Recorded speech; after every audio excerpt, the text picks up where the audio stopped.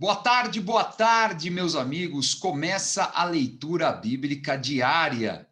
E hoje damos início a mais uma carta do apóstolo Paulo, Carta aos Filipenses. Sempre quando lemos o primeiro capítulo, dou uma introdução para você entender todo o contexto histórico, espiritual, cultural da carta. Vamos falar da cidade de Filipos, cidade em que o apóstolo Paulo inaugurou a igreja na sua segunda viagem missionária por volta do ano 51 depois de Cristo.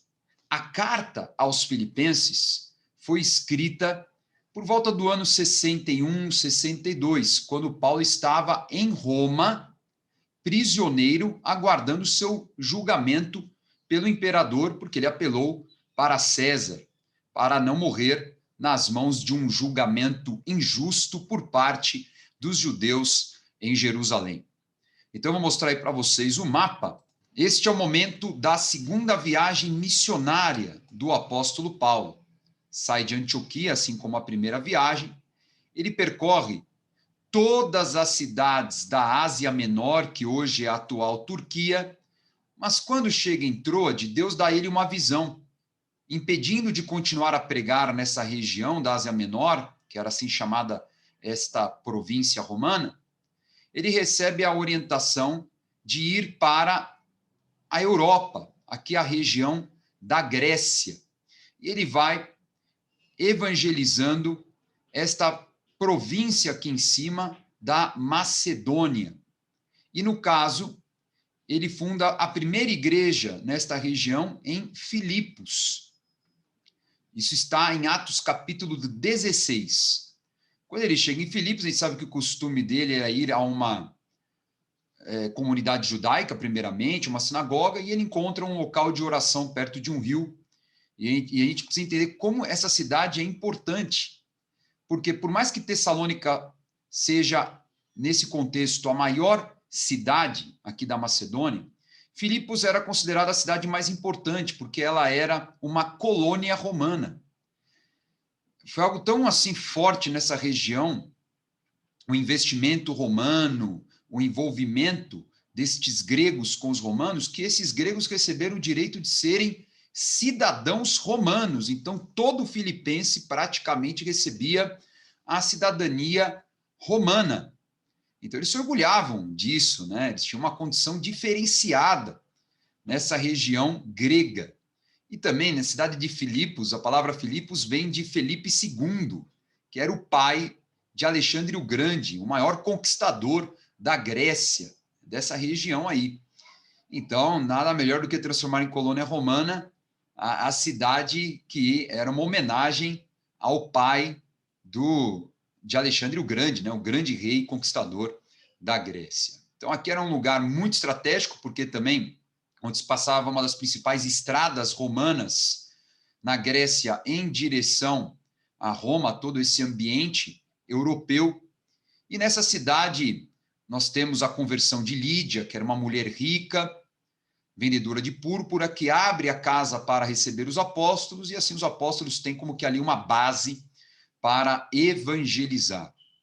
Sabemos que Paulo sofre ali com Silas uma grande injustiça. Ele foi preso após expulsar o demônio de uma jovem adivinhadora, e eles são açoitados publicamente, presos os pés no tronco, e aquela clássica história, né, no versículo 25 de Atos 16, que eles oraram e houve um terremoto e as cadeias caíram, as portas se abriram, e aí o carcereiro quase suicidou, mas aí Paulo se apresentou, ninguém fugiu, e o carcereiro recebeu Paulo, cuidou de todas as feridas dele de Silas, fez um banquete, todos foram batizados naquela casa, mas Paulo e Silas não saíram em vergonha de lá, não. Eles foram embora, até por uma pressão popular ali, por tudo que ali havia acontecido, mas ele fala que, olha, como cidadão romano, vocês têm que dar um perdão público, e ele consegue esse perdão público, e aí ele continua a sua jornada por Anfípolis, Tessalônica, Bereia, enfim, até a região aqui da Caia, né? Falamos muito sobre Corinto, então ele continua a sua segunda viagem missionária. Tá legal? Então você já entendeu um pouquinho aí da importância de Filipos, uma cidade, uma província próspera, onde teve uma igreja bem forte, pura. Lembrando que Timóteo foi com Paulo e Silas em direção a Tessalônica, Bereia, mas tudo indica pela tradição que Lucas ficou ali em Filipos por um bom tempo, fundamentando essa igreja. Então ele teve também ali a sua contribuição. E Filipos, a carta foi escrita no ano 61, 62, então nós estamos falando de 10 anos já de existência dessa igreja, e que demonstra ser uma igreja muito madura. Uma igreja que também recebeu visita, possivelmente na terceira viagem missionária, como você está vendo aqui. Esse aqui é o mapa da terceira viagem missionária. Mesmo caminho, né, pessoal? Saindo de Antioquia novamente, que era a base deles, né, Antioquia da Síria, a cidade mais importante aqui da Síria, era uma capital grega. E aí passa novamente aí pela Macedônia, Acaia várias vezes, a região da Grécia, e volta para Tiro e Jerusalém, onde ele termina a terceira viagem missionária, e vocês sabem, aquela confusão toda, em que ele acabou sendo preso, e aí a quarta viagem, ele fica em Cesareia um bom tempo ali, aguardando o seu destino, e então ele é enviado para Roma, e aí tem toda a quarta viagem missionária, o naufrágio, e aqui quando ele chega em Roma, depois de 1, 2, 3 anos, ele escreve a carta aos Efésios, aos Filipenses, aos Colossenses, tá certo?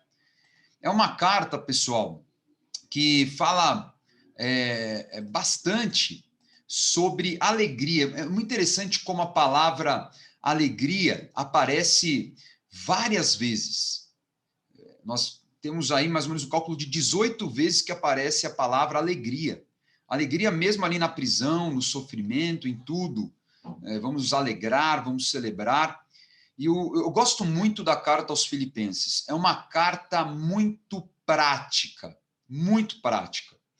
e que mostra também uma igreja madura. E Paulo tem um tom assim na carta, como se estivesse se sentindo um pouco abandonado, mas que quando Epafrodito, depois de um grande sofrimento que sofreu, chegou com uma oferta para Paulo, não pelo interesse no dinheiro em si, mas por ele ter sido lembrado pelos filipenses. Aquilo alegrou muito o coração dele. O capítulo 4 é dedicado a isso, né? Ele fala muito sobre oferta, sobre generosidade. Ele agradece demais o cuidado deles.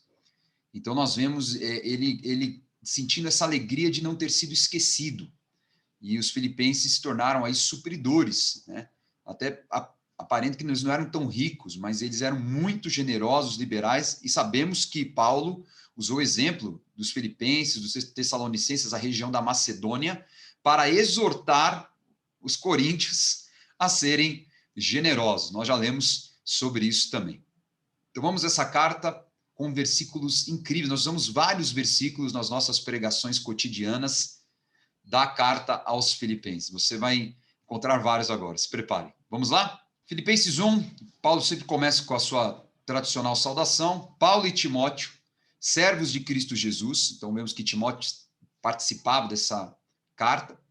A todos os santos em Cristo Jesus que estão em Filipos, com os bispos e diáconos. Então nós vemos aí a eleição lá haviam bispos, lá havia bispos e diáconos que coordenavam o trabalho da igreja. Isso faz parte de uma hierarquia de autoridade da igreja.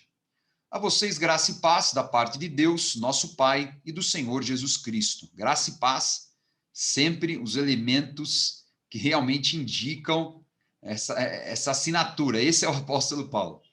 Agradeço a meu Deus toda vez que me lembro de vocês. Olha só, já a gratidão aparecendo aqui pelo cuidado dos filipenses. Graça é sempre esta marca, né, do Novo Testamento, da Nova Aliança, e paz era a tradição dos judeus, né? Sempre falavam a paz, né? Shalom. Em todas as minhas orações em favor de vocês, sempre oro com alegria, por causa da cooperação que vocês têm dado ao Evangelho desde o primeiro dia, desde lá da segunda viagem missionária até agora. Estou convencido de que aquele que começou a boa obra em vocês vai completá-la até o dia de Cristo Jesus, né? Versículo muito conhecido. É justo que eu assim me sinta a respeito de todos vocês, uma vez que os tenho em meu coração, pois quer nas correntes que me prendem, quer defendendo e confirmando o Evangelho, todos vocês participam comigo da graça de Deus, ou seja, aqueles que dão suporte também são participantes do galardão do ministério do pregador. Deus é minha testemunha de como tenho saudade de todos vocês com a profunda afeição de Cristo Jesus. Esta é minha oração, que o amor de vocês aumente cada vez mais em conhecimento e em toda a percepção, para discernirem o que é melhor, a fim de serem puros e irrepreensíveis até o dia de Cristo, cheios do fruto da justiça, fruto que vem por meio de Jesus Cristo, para a glória e louvor de Deus. Você vê que ele tem, né, nas suas cartas essas orações. Nós vemos isso em muitas cartas. Por exemplo, nós vamos ver isso em Colossenses também. É como uma tradição ele deixar ali uma oração. Quero que saibam, irmãos, que aquilo que me aconteceu tem, ao contrário, servido para o progresso do evangelho. Ele fala, essa questão de eu estar aqui preso, Satanás, as pessoas achavam que iam me parar, mas pelo contrário, está contribuindo para o evangelho. Como resultado, tornou-se evidente a toda a guarda do palácio e todos os demais que estou na prisão por causa de Cristo. Olha só, o evangelho estava chegando no palácio do imperador de Roma. E os irmãos, em sua maioria, motivados no Senhor pela minha prisão, estão anunciando a palavra com maior determinação e destemor. Ou seja, vendo o exemplo de Paulo, a coragem de Paulo, que mesmo preso, continuando ali, insistindo, evangelizando, trabalhando, isso contagiou. Isso é como que, no mínimo, com um constrangimento. Olha, o cara está preso fazendo a obra, e a gente aqui livre? Vamos fazer a obra. É verdade que alguns pregam Cristo por inveja e rivalidade, mas outros o fazem de boa vontade. Ou seja, nós observamos aqui que Paulo tinha oposição na igreja, de pregadores que tinham inveja dele, eram rivais, não que ele considerasse eles como rivais, mas eles tinham essa rivalidade. Mas, de qualquer forma, o evangelho estava sendo pregado. Estes o fazem por amor, sabendo que aqui, né, os que têm boa vontade fazem por amor, sabendo que aqui me encontro para a defesa do evangelho. Aqueles pregam Cristo por ambição egoísta, ou seja, aqueles que fazem por rivalidade, sem sinceridade, pensando que me podem causar sofrimento enquanto estou preso. Ou seja, eram pessoas que até falavam do apóstolo Paulo mal.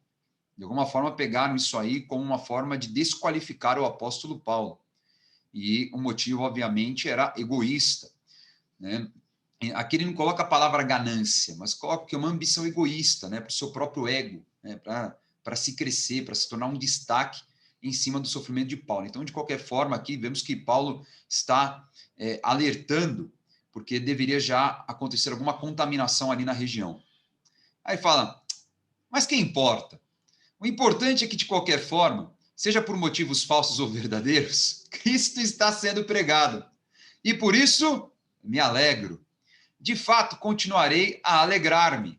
Olha a alegria aparecendo aí. Pois sei que o que me aconteceu resultará em minha libertação, graças às orações de vocês e ao auxílio do Espírito de Jesus Cristo.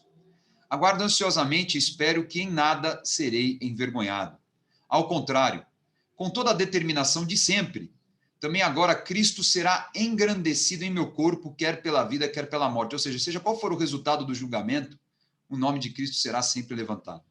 Porque para mim, o viver é Cristo e o morrer é lucro. A gente já vê, até pela avançada idade, Paulo já, assim, liberado, né? Para se fosse o tempo dele ser recolhido, bem, vou descansar no Senhor, porque é lucro, vou descansar. Mas enquanto estou vivo, Cristo, Cristo, Cristo, Cristo, Cristo todo o tempo. Caso continue vivendo no corpo, terei fruto do meu trabalho, e já não sei o que escolher, porque ele sabe também que na terra nós temos frutos pela nossa dedicação. Agora, também nos céus é muito melhor, né? Ele fala, já não sei o que é melhor. Estou pressionado dos dois lados. Desejo partir e estar com Cristo, o que é muito melhor. Contudo, é mais necessário, por causa de vocês, que eu permaneça no corpo. Então, ainda que ele esteja cansado, né, avançada idade, olha, eu entendo que é muito importante eu estar aqui para fortalecer mais e mais a todos que estão pregando, cuidando das igrejas. Convencido disso, sei que vou permanecer e continuar com todos vocês para o seu progresso e alegria na fé, a fim de que pela minha presença, outra vez, a exultação de vocês em Cristo Jesus transborde por minha causa. Não importa o que aconteça, exerçam a sua cidadania de maneira digna do Evangelho de Cristo, para que assim, quer eu vá e os veja, quer apenas ouça a seu respeito em minha ausência, fique eu sabendo que vocês permaneçam firmes num só espírito, lutando unânimes pela fé evangélica, sem de forma alguma deixar-se intimidar por aqueles que se opõem a vocês. Ou seja, ele recebeu informações de Epafrodito que havia oposição, né? Havia intimidações. Paulo falou, fiquem firmes aí. Eu não sei se eu vou conseguir visitar vocês novamente, provavelmente não, mas seja trocando cartas, informações, alguns estudiosos até enxergam que aconteceram outras cartas, mas ele dá o recado, vamos vencer as intimidações. Para eles, isso é sinal de destruição, mas para vocês de salvação, e isso da parte de Deus.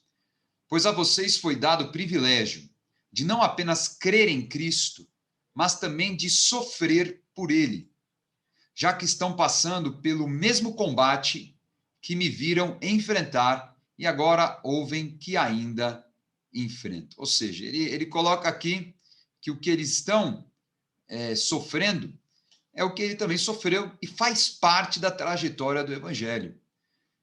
Tem intimidação, tem oposição, tem perseguição, tem injustiça, faz parte. Agora não vamos parar por nada, vamos continuar pregando o Evangelho. Essa carta é muito legal, hein? Fique ligado nos próximos capítulos, tá bom? Deus abençoe, até a próxima leitura bíblica diária.